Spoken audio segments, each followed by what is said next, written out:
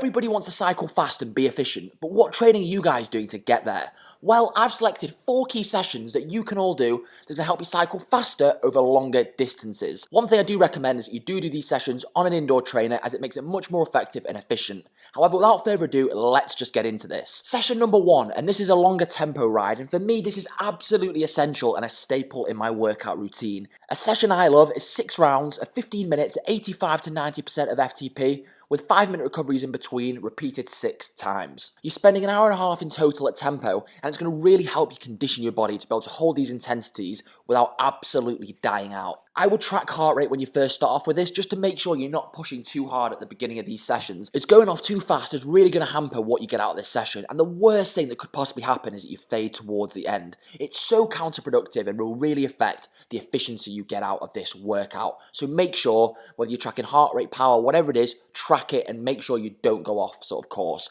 because that is not good. As you progress with this as well, you can reduce your recovery times, which is only going to make it harder. Session number 2, and this is now actually slightly harder than the first one, and this is a threshold inter-tempo workout. Now it's juicy, and the purpose of this is to allow you to perform under fatigue and when you're tired and not just completely burn out, which so many people have issues with. My go-to session here is 5 minutes at threshold into 15 minutes at tempo, with 5-minute recoveries afterwards. This is repeated 6 times with then a 20-minute spin at the halfway point. This is a really tough session, and what you should find towards the end is that your legs start to fatigue a lot due to just those higher intensity threshold efforts before. For me, this really helps me get into shape and basically get ready for racing, so it's something that I'll do as I'm coming into the race season, and it's something that I'd recommend you guys do too. However, if you fail on this workout several times, I would just take it back down to session 1, as in, only do tempo efforts, don't worry about putting the threshold stuff into it, as just failing the sessions, as I was saying before, day in, day out, is not going to be productive at all. And if anything, it's going to hamper your overall progression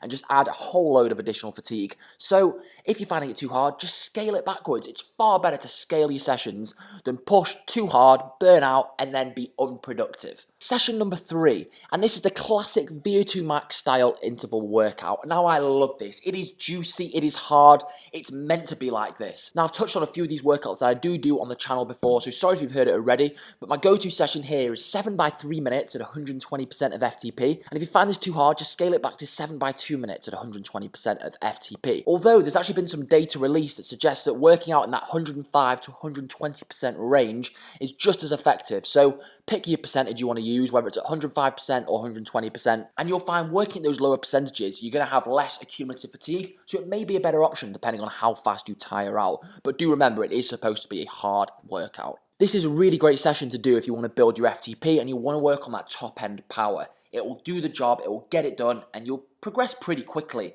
if you do this session pretty consistently week in, week out. Finally, session number 4, and this is a pure threshold workout. It's pretty much stripped down, it's basic but very efficient. And for me, this is 6 by 10 minutes at 100% of FTP. Again, this is really hard, and if you find it tough, just scale it back down. You could do, say, 6 by 5 minutes at 100%. This is going to get you used to holding that higher end power, and I'm not going to say feel comfortable, because it's never really going to feel comfortable, but it's going to feel tolerable. Now, working at these sort of percentages is going to help you raise your FTP, and again, work on that top end power. The good thing with this, though, is it's quite a long session, so your legs are going to become really conditioned to holding these powers if you can actually get through the session and complete it. But like I said, scale it back if you need to.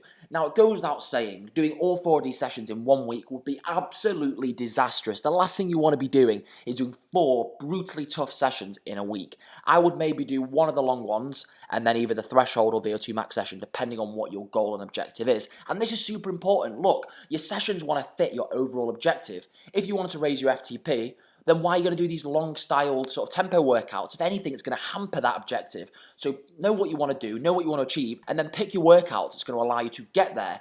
They're 4 of my key core sessions that I love and I do have in my plan generally, sort of from month to month. Now, if you've got any questions, let me know down below. If you enjoyed the video, hit the thumbs up, subscribe to the channel, and I'll see you in the next one. Cheers!